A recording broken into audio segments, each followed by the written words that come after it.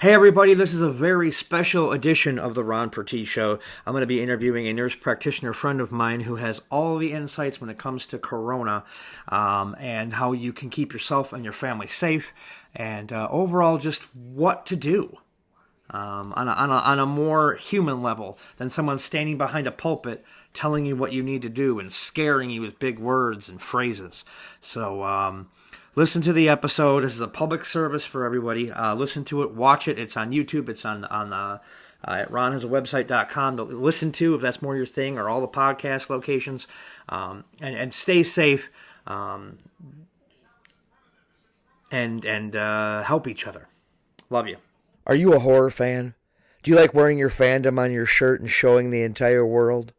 Then head over to frightrags.com and get all sorts of cool memorabilia and t-shirts to show the world that you are a true horror fan, from enamel pins to collectible cards, socks, and t-shirts with your favorite horror icons on them.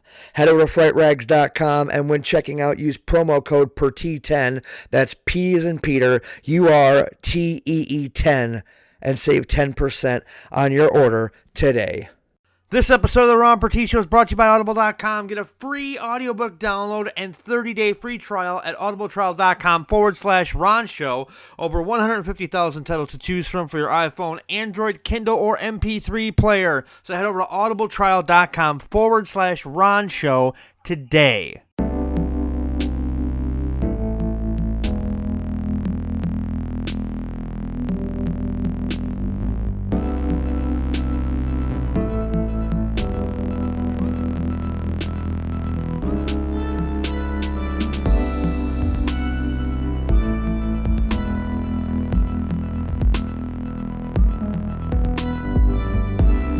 This is the Ron Purtee Show.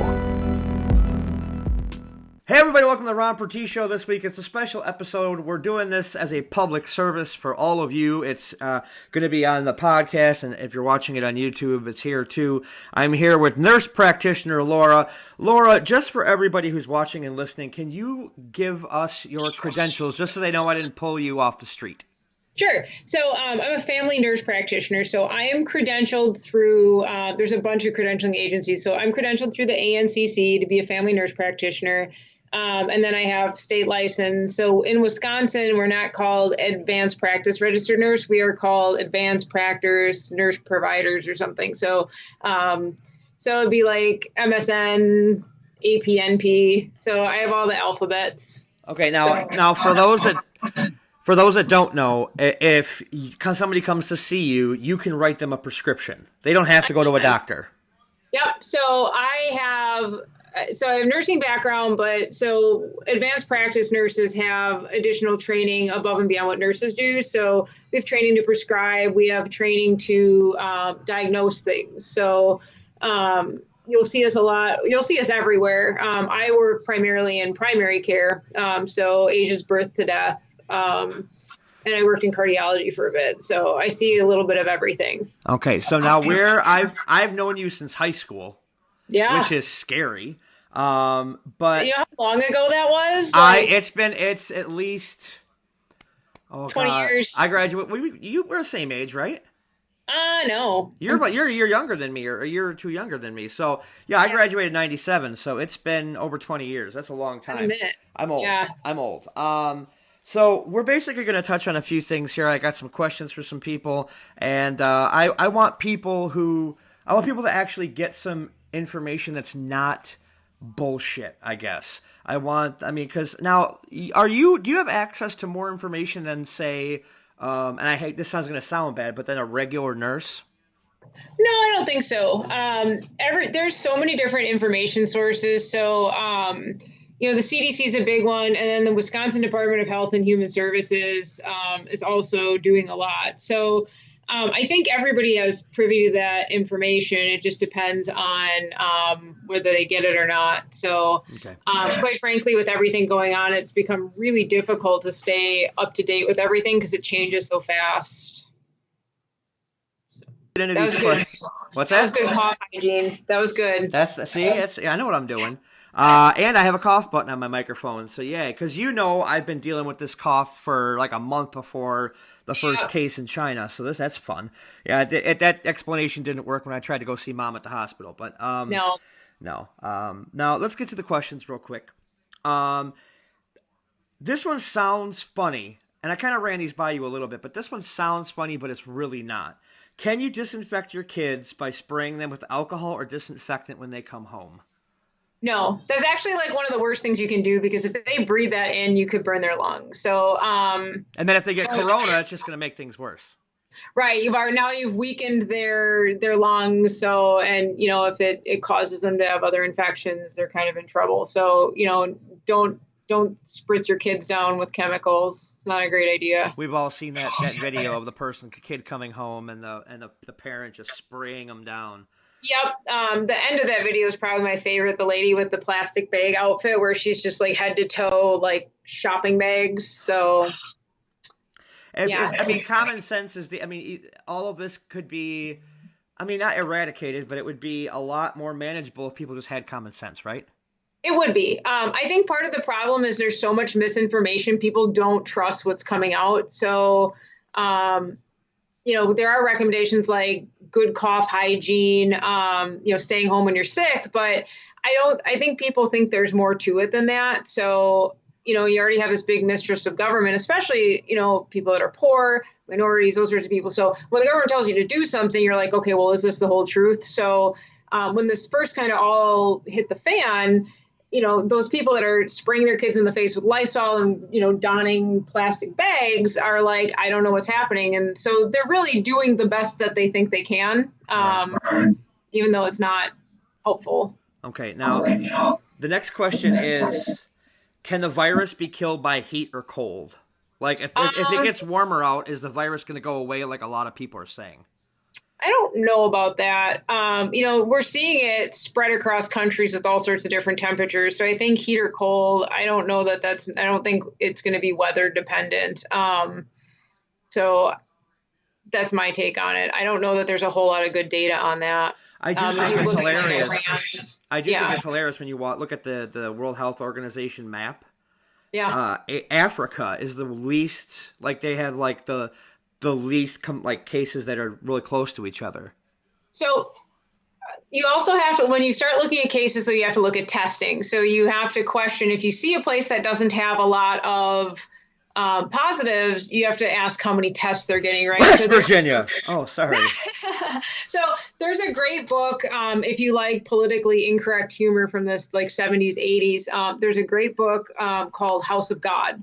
It's like about a med student, and it's a quick read. It's real great, but there's a bunch of rules for hospitals. And I think the 10th rule is you can't find a fever if you don't take a temperature. So what you see in some of these other countries is you can't find coronavirus if you don't test for it. So I would question, and it's just like in the States, we're not finding a whole lot yet because we're not testing a whole lot. So, and do you think that, the testing is based on your tax bracket? No, not necessarily. I think the testing recommendations change, and I think access to testing is, an ongoing challenge. We really did not respond to this well. We had the opportunity to get some test kits from the World Health Organization. We did not do that. So, we had all these people racing to develop these tests. And actually, so there's just a news blast, I think yesterday, that they've come up with a point of care test, which means you go to your doctor and they do it in real time, where you get the results back fairly quickly. Right now, the testing is so new, and it's not necessarily the test that's a problem, it's processing the test in the lab, right? Because you need the medium and those sorts of things. So you can swab a bunch of people. It's the processing part that creates a bottleneck. So they're trying to figure that out. I'm hoping that the rapid test becomes something that's great, because really what we need to do is just test everyone. So there was just one town in Italy, they literally tested everyone. So like they tested thousands of people, and that town slowed and stopped the outbreak completely because people knew who had it and who didn't, and they all stayed put and did what they were supposed to do.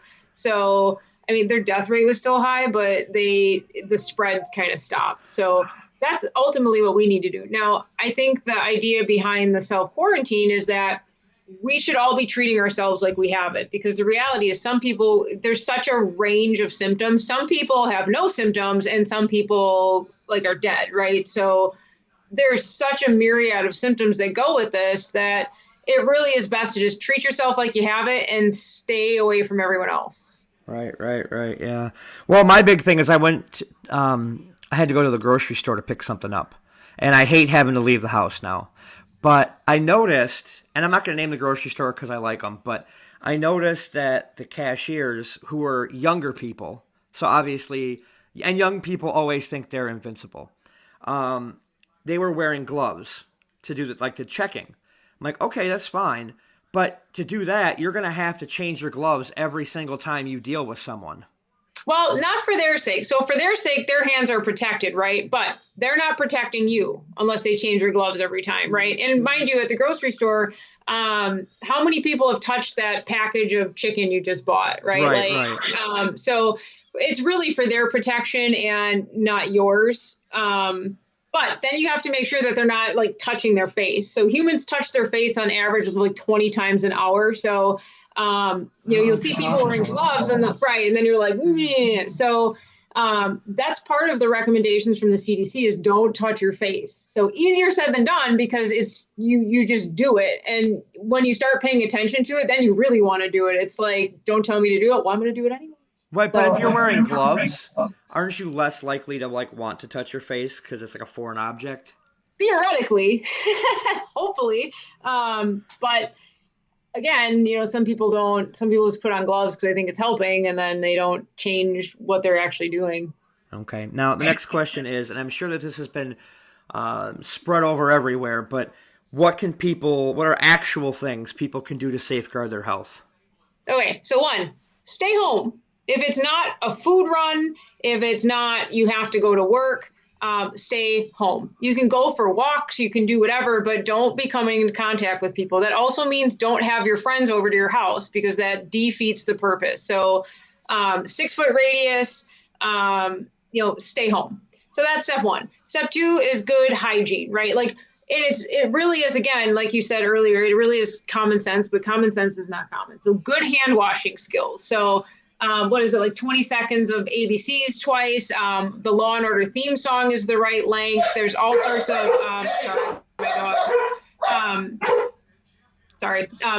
there's all sorts of different things like you'll see floating around. But so 20 seconds, hand washing, getting the nails, getting the hands, getting it really good. When you're reaching for doorknobs, think about all the things you touch. So like if you just wash your hands, maybe don't grab the bathroom door handle with your clean hands, right? Open the door and then wash your hands. Yep. Yeah. Or grab there's paper towel. You can do kung fu kicks if it's a push door, right? So you can be creative on how yep. So you just, elbows are great. So good cough hygiene. So coughing into your elbow. I can't tell you how many people do like this number and then they like touch things, or they do this, and it's so gross. And again, it's people like that's how they've learned to cough. So that's what they do. So, and they don't always listen to the recommendations, or sometimes you can listen to the best of recommendations and then you just don't do it anyway. So, as I touch my face. So, you were pushing up your glasses. Sure. So those are really the big things. Stay home, wash your hands, don't cough on people. And if you're sick, stay home. So there's a lot of people that don't have the luxury of staying home from work. And I shouldn't say it's a luxury, because a lot of people are being forced to, and, they're losing money and all that stuff. So luxury is not a great term for that. But there are people that still have to go out in the world.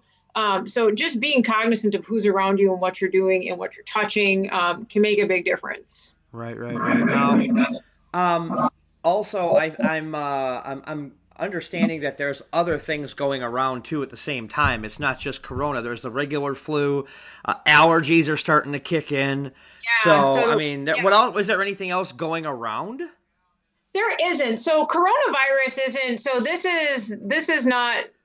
This is called a novel coronavirus. So coronavirus is like a blanket term for a bunch of different infectious diseases. So think of like SARS. SARS was a coronavirus, and MERS, like in the 2013s, the Middle Eastern Respiratory Syndrome, right. That was also a coronavirus. So This one is a novel coronavirus. Novel, all novel means is that is something humans have never had. So coronaviruses, little kids get it, think like diarrhea, nausea, vomiting. Animals get it, think of diarrhea, nausea, vomiting in animals. And for some reason, this crossed over into people.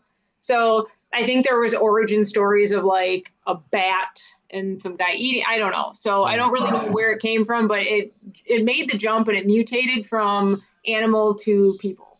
So, which is bad because nobody people shouldn't be like dropping their pets off at the Humane Society, though, right?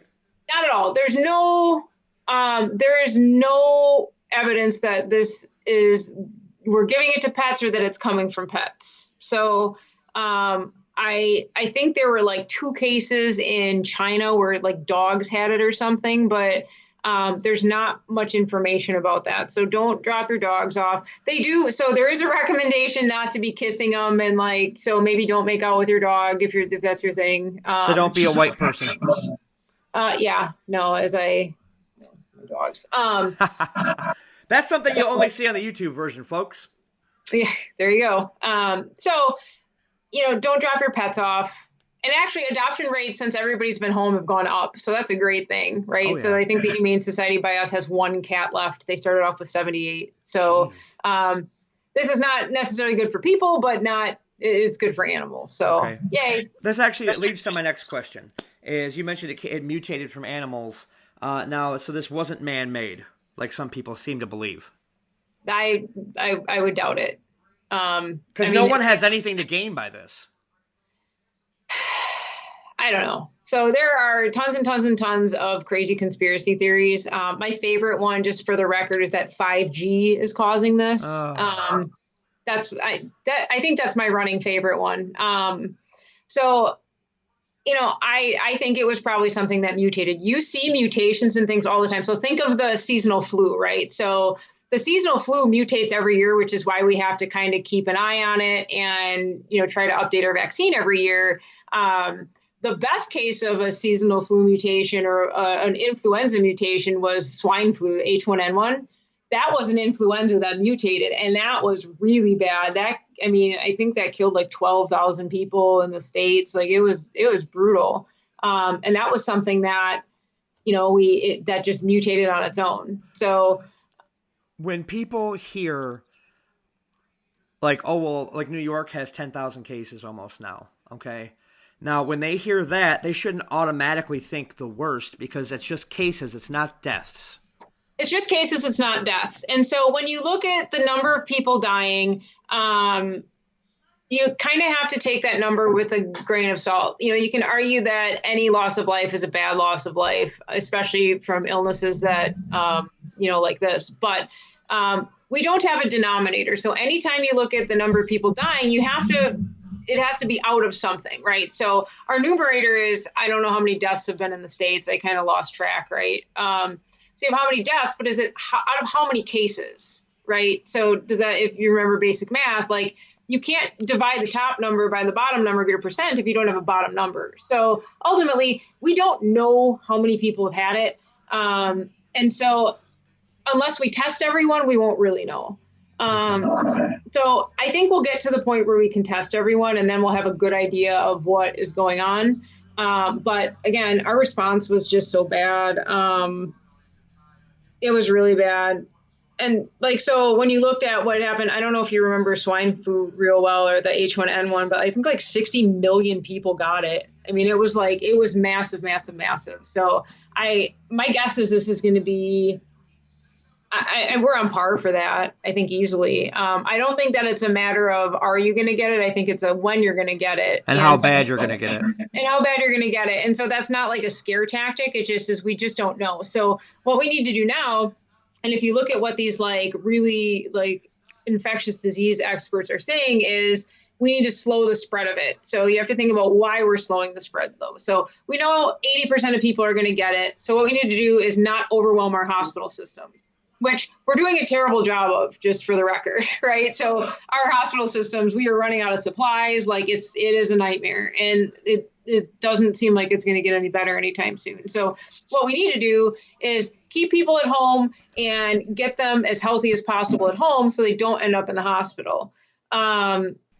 So if we slow that down, theoretically, they're working on a vaccine at the same time, right? So I think when H1N1 came around, it took like 6 months to develop the vaccine, because remember, it was influenza. So we already kind of had a handle on where it came from, and it mutated and blah, blah, blah. So with this one, I don't know how long it's going to take. I would guess anywhere from 9 to 12 months, but that's like totally spitballing, just kind of. And plus, if we do the self-quarantining and the people who are sick and have it stay home, at some point the curve's going to go down and we can kind of resume regular life. Yep. Yeah. So what we want to do is slow the spread, get people to have it and then recover from it without overwhelming your hospital systems. And then when you have it and you recover from it, you have immunity. So you have that acquired immunity. Once we have a vaccine, we can vaccinate people against it. So you have the immunity that you get from a vaccine. So those people will have immunity, plus the people that already have it. So now you've built up that herd of people that are protective for everyone else. So if you get it once, you can't get it again?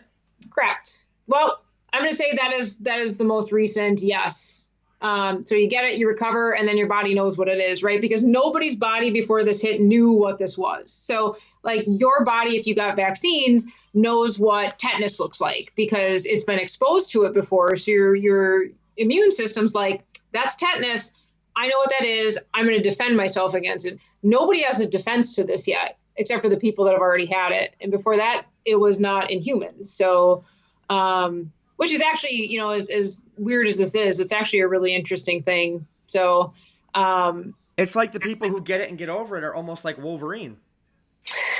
Yes, they end up with the things that shoot out of their hands. Yeah, and like, adamantium skeleton and the claws, and and the mutant healing ability. It's funny though. I'm sure you're not a big comic book nerd like I am, but there's a lot of times if like there's a virus or something, they give it to Wolverine knowing he's going to create the antibodies for it and heal himself, and then just take his blood out and like, we have a vaccine. So yeah. So there's that, or you could go with the kind of terrible world-ending post-apocalyptic syndrome where you take like Hunger Games where there's like a 17-year-old girl that's going to fix everything. So we either need a Wolverine or we need like a 17-year-old heroine to come in and save the day. I don't know. I mean, I've seen Jennifer Lawrence walk up the stairs at the Oscars. I don't think she's saving anything.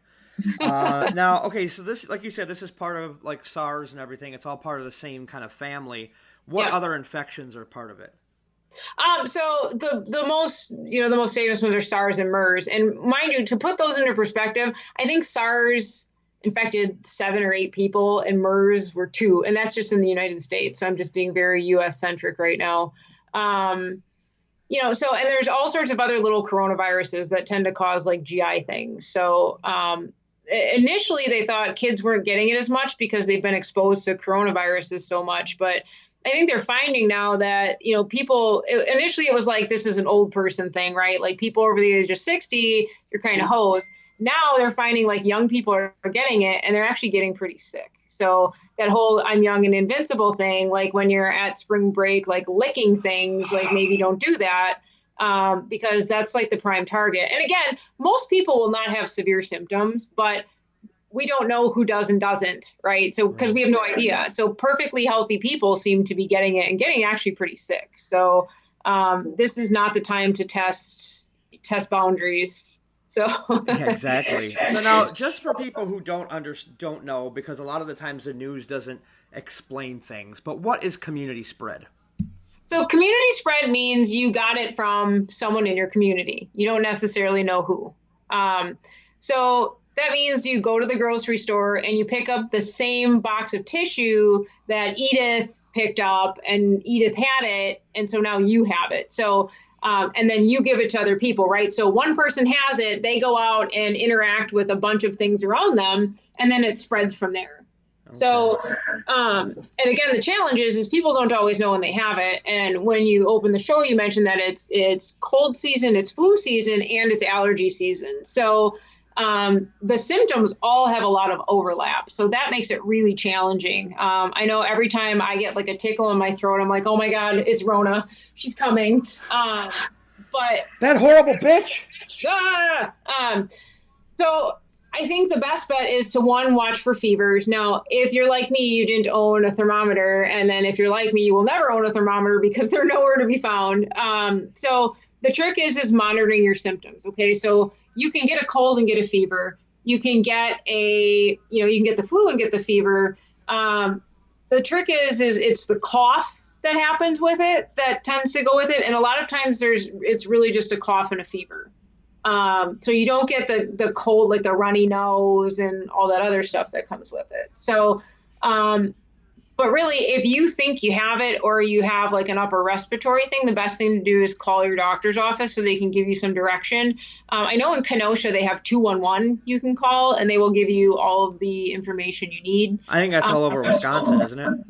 I think so, but I don't know for sure. Okay. Just only because I practice in Kenosha, so that's the one I'm most familiar with. Okay. But call it and find out, right? Don't tell them I told you to do that in case it really is just Kenosha, but, No, I think I've had to call it for something before up here, so. Yeah. But now why? I'm sure it's been anybody who knows anything, but of course the news isn't doing anything about it because the news here is horrible. But why is social distancing important? Because it's hard to catch it if you don't touch other people, right? So if you think about droplets, so it's spread by droplets, right? So a bunch of stuff, you cough, right? And people don't cover their cough or they sneeze or do something and stuff flies out, right? Like snot flies out of your mouth. Right. They can go like 3 feet, right? So, and then it has all these particles that kind of dispense into the air. So if you are far enough away, it really shouldn't be that big of an issue, right? Okay. So that's kind of the theory. So that's what social distancing is. So the CDC is actually recommending if someone in your house, like let's say your partner gets it, if they get it, they're actually supposed to sleep in a different room. Like that's the ongoing recommendation. So like have an extra place to sleep, which doesn't help people that have like a 1-bedroom apartment with a mattress on the floor, right? So it's like best case scenario, you can do this. Otherwise, we just all cram together and hope for the best. Jesus Murphy. So you said how 3 feet is what a sneeze can infect someone with. 3 feet, you said? Maybe 3 feet. So, but remember, you have the big particles, right? So those fly out, but then you have all sorts of really tiny particles that can carry through the air. So, right. It can land on surfaces. It can do all these terrible things. So that's why like this is really important. So like just do that area. Don't do it in your hands because then you're touching things and they're finding it's being transmitted through touch. So at first they thought it was just droplets where like you walk through a sneeze in a grocery store and you get it. Now they're finding like, okay, it's living on surfaces. So, and again, it's so new, they have to figure out how long does it live on a surface, what kills it when it's on a surface, those sorts of things. So you'll see like, I think Purell hand sanitizer is getting sued right now because they advertise that it kills the coronavirus. And I think people bought it up thinking it killed this coronavirus, but I don't know that it's necessarily true because obviously they haven't tested against this coronavirus, right? Because it's a novel coronavirus. Like it showed up in Wuhan, China in December. So Purell wasn't ahead of the game. But it does, there are multiple strains of the coronavirus. So you really have to be careful when you talk about coronaviruses because it's actually a big group of things and not just one thing. So this one is either novel coronavirus or COVID-19, I think is the fancy term. Right. Yeah. Okay, now let's get into the real meat of the matter here. What can you tell? I'm going to ask you the same question that somebody asked our president and see how you respond to it. What can you tell people who are scared? What can you tell scared Americans or people abroad who listen to this program to reassure them? So as doom and gloom as this seems, it'll get better. It really will get better. This isn't like some weird start of like The Walking Dead. This isn't, it kind of, how you respond is going to dictate really what happens. We're going to get infected with this at some point, right? This is not 28 days later, though.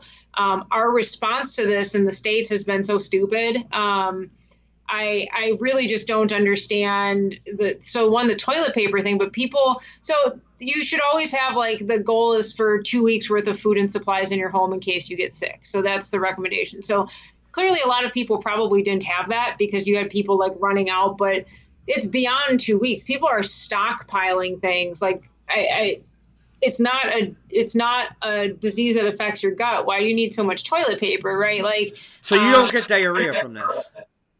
So usually not. So they're finding some people will have like GI symptoms, but most people it's a cough and it's a fever. One of the other challenges with this is, so you'll hear the advice, if you get sick, stay home. That's actually really good advice unless you're having breathing difficulty, or there's something more severe going on. So that being said, one of the challenges with this disease is you'll see people that get sick initially and they start to feel better and then they crump. So one of the challenges is figuring out any sign of getting worse, that's a sign that you probably need to go seek help, because you're seeing even people that are relatively healthy look like they're recovering and then they spike a huge fever and then they end up in like, in some sort of horrible kind of organ failure. Because what happens is you go into something called ARDS, which is acute respiratory distress syndrome, where your lungs just they just get crappy, right? And then from there, you can get secondary infections that get in your blood. So that's called sepsis. So then you get sepsis. So then your organs start shutting down, which then requires more stuff to save you. There are people ending up on things like ECMO, which is like, you should go to the Wikipedia page, but essentially there's a machine kind of keeping you alive at that point. So it is not a joke. And so mind you, the seasonal flu can do this too. So the other goofy part about this is the response to this and the panic. People don't panic about the flu like this. People should still be getting their flu shots and things, but this is going to be something that's not going to go away. It's going to be, now it's here. It's here to stay. So we have to figure out how to protect ourselves against it. So vaccines are going to be a big thing, good hygiene, but if you want this to end like the Hunger Games, like keep acting stupid, right? Keep stockpiling toilet paper and guns and being stupid to each other. Great, we're fucked. Because that's how you get there, right? So, looking out for, older people that have disabilities, it's really important, right? You can leave a package of toilet paper on someone's porch. You don't have to get near them to help them. Well, so not only that, but if you can't, like if you do a week-to-week type thing where you can't afford to go out and stockpile for 2 weeks, right. They have things you can order the food through, and they'll leave it on your doorstep, and then you can grab it, and that way you're getting your supplies, and you don't have to touch anybody. Yep. And those systems are actually starting to get overwhelmed too, because I think people are realizing I can do this and it's helpful. So one of the neat things that's going to emerge out of this is you're going to see a huge shift in how things are done. I really think you're going to see a huge shift especially in healthcare, of the use of telemedicine. So you're going to see less having to go to the doctor and more of what we're doing right now, which is a great thing, because a lot of people don't have the time, energy, or money to get to the doctor, right? So if you can do what we're doing, makes it a lot easier. So for people that have minor symptoms or chronic diseases that are well managed, like this could be the future. So, which is great. I think it's great. You just don't want to be. You're a nurse practitioner who doesn't want to be around people. Sure. Always, I love my job. I love what I do. I don't get scared easily. Like I'm an old battle axe, like critical care nurse, right? So I've done a lot of terrible things to people in the effort of life-saving measures. So there's not a lot that really gets to me. This bothers me. Like I will tell you that this makes me feel uneasy. And I think it's mainly because of the response that we've seen, right? Like I'm making my own masks because we don't have enough, because people went out and just bought them and stockpiled them. So now you have people that are so incredibly selfish that they would rather hoard things than, there's thousands and thousands of healthcare workers that are getting exposed to this, and there's very little help right now for them. And that's awful. I'm really lucky. I work in primary care, so I don't have to go in and out of sick people's rooms. But there are nurses that are getting exposed to this repeatedly, and we're going to run out of supplies. So it's terrible. It's like, okay, yesterday To people who listen to this show, it's no secret about my mom. They know that she's been in the hospital for a while. She comes home yesterday, 20 minutes, she falls, hurts her ankle, right? The fire department comes to take her away, so she's up there again right now, which I understand is probably the worst place for her. But she's been in the hospital for a month. At some point, she had to have been exposed to it, just like everybody else. Maybe. We don't know. And so that's the challenge is we don't This know. is Racine we're talking about. So it is very difficult to say, given how mild symptoms are and how think about how much travel goes on in our country. People going overseas on cruises. We've seen this, like entire cruise ships full of people that have it.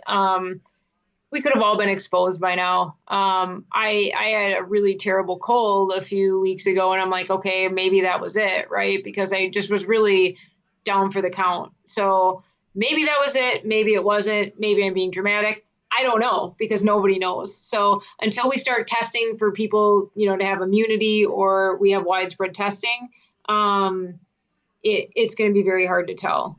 But at the end of the day, because I don't want to keep you too much longer here. At the end of the day, people need to just follow Douglas Adams' advice from Hitchhiker's Guide to the Galaxy and don't panic. Yes. And again, I understand why people panic because the response to this, I can't stress enough how big our government shit the bed on this one. We had a tremendous opportunity to catch this and really be more prepared than where we are now. So we did a bad job. We have the most bizarre team dealing with this, right? Like we have Mike Pray the Gay Away Pence heading up the coronavirus response team with his credentials that he doesn't have any medical credentials. So this entire administration, which is not a surprise to most people, is the dress for the job you want and not the job you're qualified for kind of thing where like nobody really knows what's going on. Our CDC, we're getting all these mixed messages. There's just so much information coming in from everywhere. I get why people are panicking, but I'm going to tell you, don't panic because it doesn't help, right? Like, and a lot of people haven't been in this situation before. I've never been in this situation, but I've been in situations and I know that panicking has never once helped anything.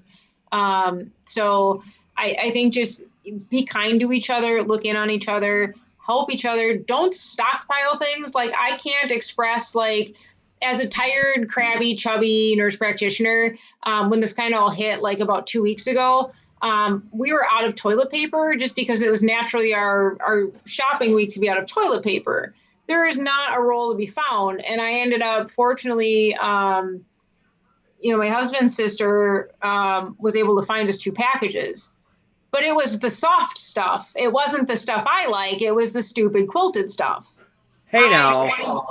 I don't want to use that. I need the roughage, right? Like, I don't want to use this toilet paper. So I was like, this is horrible. I have to use toilet paper I don't like. That was the sign to me that things were getting bad. And then to top it off, like, we were watching, like, Friday Night Wrestling, and it was the first match where they didn't have any fans.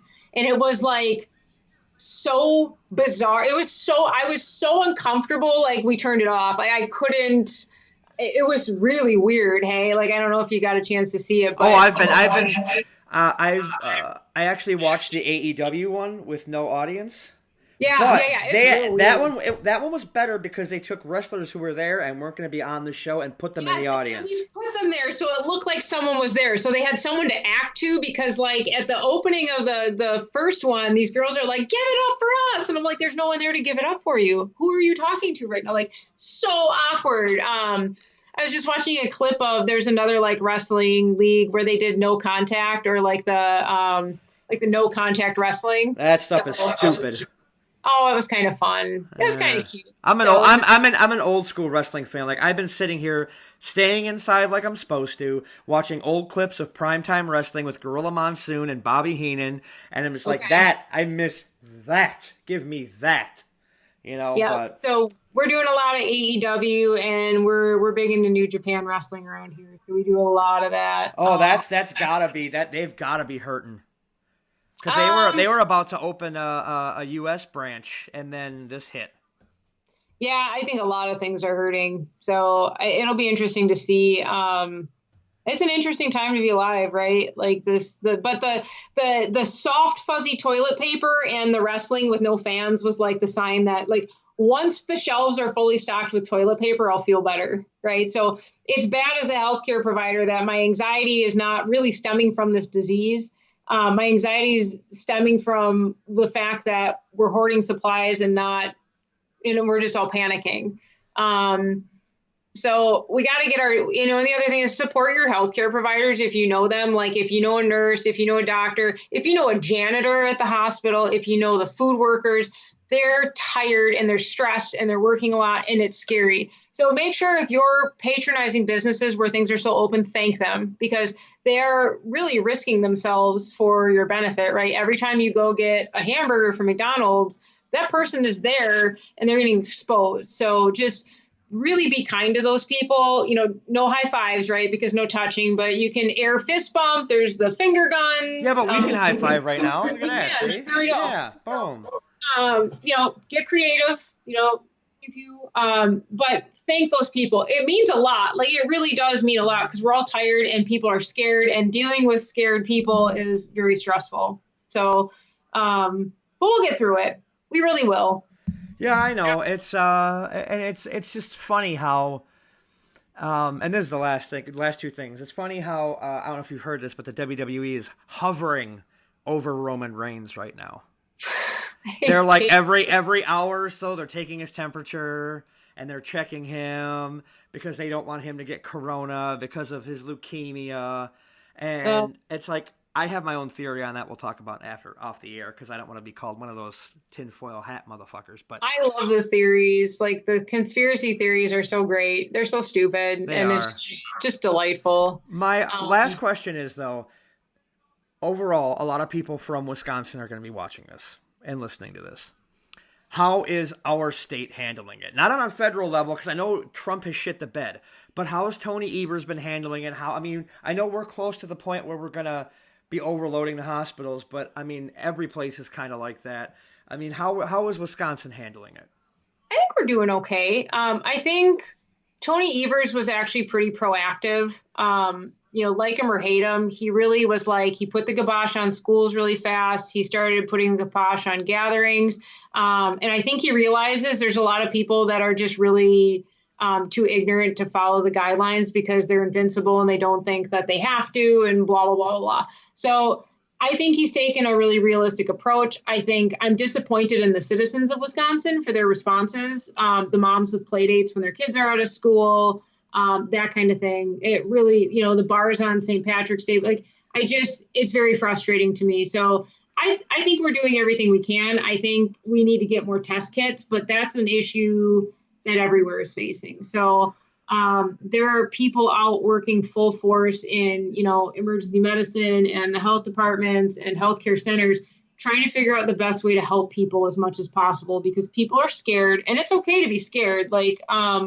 And we want to be able to respond to that with, the ability to answer all the questions when you call and not direct you to a 211 number, right? Because I think a lot of times when people talk to their healthcare provider, get some reassurance, it makes them feel better. I feel better when that happens. So whatever I do, I'm sure everyone else does because, I'm just kidding. But just that capability, to know that that's there for you, I think is a big deal. So one of the things that I'm seeing is we're trying to figure out how to respond to all the people that don't have a healthcare home. So healthcare home is like people that don't have a primary care doctor, right? So they're just floating around in the abyss. They don't really go for wellness checkups, Ron.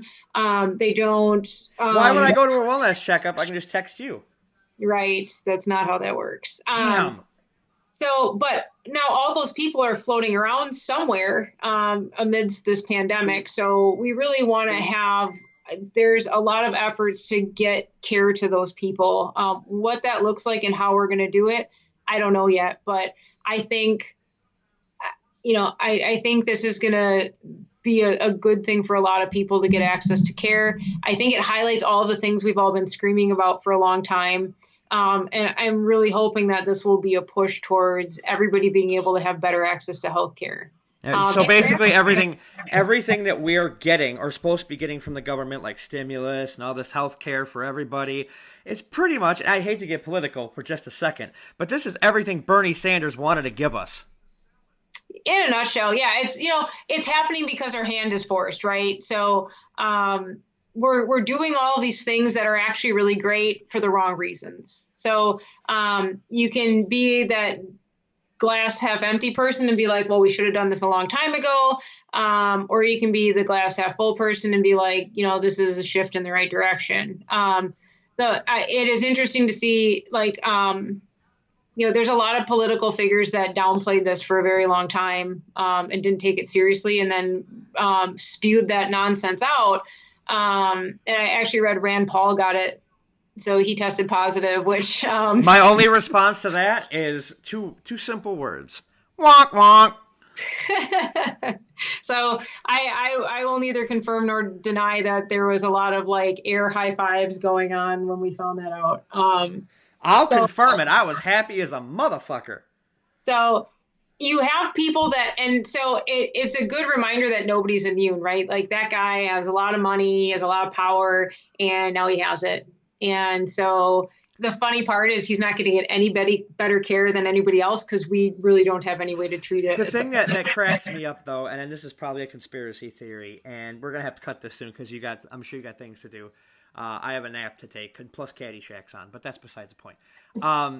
So I do notice that a lot of the celebrities who are getting it don't show any symptoms. I feel fine, but I have it. Right. Like the basketball player, like, touching things and yeah, and like Tom Hanks and his wife. I mean, let's be honest. This is from now on going to be called the Tom Hanks disease.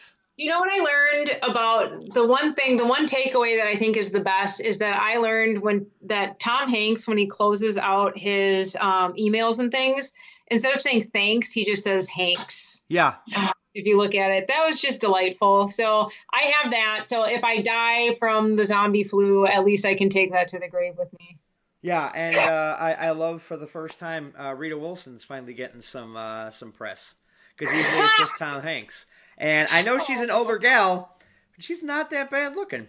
So no. Way to go, Tom. And before we sign off, everybody, I just want to tell everybody I hope next year there's a new album from every band. There's going to be a ton of new babies. There's going to be all sorts of new books because remember. When Shakespeare had to stay inside because of the plague, he wrote King Lear. When Newton had to stay inside because of the plague, he came up with, I think it was the theory of gravity. So all sorts of stuff came out of the plague. Also, we also have TikTok influencers licking toilet seats on airplanes. So, I mean, you take what you can get. Shakespeare, toilet seat licking. So what greatness will come out of this? I hope it's not toilet seat licking. I'm going more for Shakespeare. So lots of great things. So before I let everybody go, I just want to let you all know to tune into the show next week. We're going to have a great guest. I want to thank you so much for being on. Nurse Practitioner Laura. We'll have to have you back as things progress and see what happens. Like, that kind of thing. Stay inside. Get the WWE Network. There's tons of stuff to get you through your 2-week self-imposed quarantine, and then get the New Japan Network because there's all sorts of stuff on that too. That one's better. Yeah, I know it's better, but you get to watch all the old wrestling on the network. Fair enough. Plus it's WCW, AWA. Like, remember going home watching wrestling on ESPN? No. After school? Oh, I do. I do. That was good stuff. And now, one more thing. I know a lot of people are you get it by touching and stuff. Can you order online? Like yes. DVDs and movies and stuff like that? Yep. Okay, good. Yeah. Don't lick the packaging, right? Shit. Like, don't lick your delivery driver. Don't lick the package it came in. Yes, you should order things. A lot of people are really hurting. So if you can order from smaller businesses that aren't Amazon or, help people out because they really need it. You're going to see, this is really the scary part is an economic disaster for a lot of people. So we need to do the best we can. Again, take care of each other. Right. I ordered the Battlestar Galactica miniseries from a secondhand shop on eBay. So there you go. There, see? Look on eBay. Perfect. You'll probably get stuff way cheaper, even though it's secondhand. So, toilet paper. Maybe it's washed out. What about you? I mean, it's funny how like you go to the store and all that's left is dude wipes. I mean, they work for dudes. Yeah, I don't know. I don't even know what that is. Is that a thing? It's like it's something that you get from like Dollar Shave Club, One Wipe Charlie's, where it's used to wipe your bottom. So it's a wet wipe. Kind of. Yeah. It's a baby wipe. Pretty much. But we call it it doesn't make you feel bad when we call it something else. I got you. Yeah, and then plus I'm sure that bidet sales are through the roof now. I tried to buy a bidet actually when this all hit because I'm like, I'm not using soft toilet paper. Like I can't tell you, like I have very few joys in life. Like gas station Diet Coke with the crushed ice, one joy. Second joy, the right kind of toilet paper. I'm simple. I don't need a lot. So, and both of those things are now taken away from me. Yeah, every time you go on a Quick Trip, there's a big sign, no soda from the fountain. Yeah. I texted, so one of my kids' friends actually works at one of the gas stations around here. And I no lie, I was like, hey, can you give me a cup of crushed ice? Like, you got that ice? Like, and they're like, no, I don't. Like, we literally, they took the cups away. We have nothing. And I'm like, literally, I'm like, you got that? You got exactly, that. exactly. Like, oh my God. Like, so we just got to, the faster everybody stays home, the faster I will get my normal toilet paper and crushed ice. So if you're not going to do it for yourself, do it for me. Right. They always say do it for everybody else. So here you go. Get her crushed ice and her toilet paper. Wipes. Yeah. Yep. I mean, come on, people. That's not cool. That's not cool at all. But all right, Laura, thank you so much for being on. I want to thank everybody for watching and for listening. Don't forget to head over to ronhasawebsite.com for all the social media links and head over to patreon.com/RONCO Productions to support the show if that's so your thing.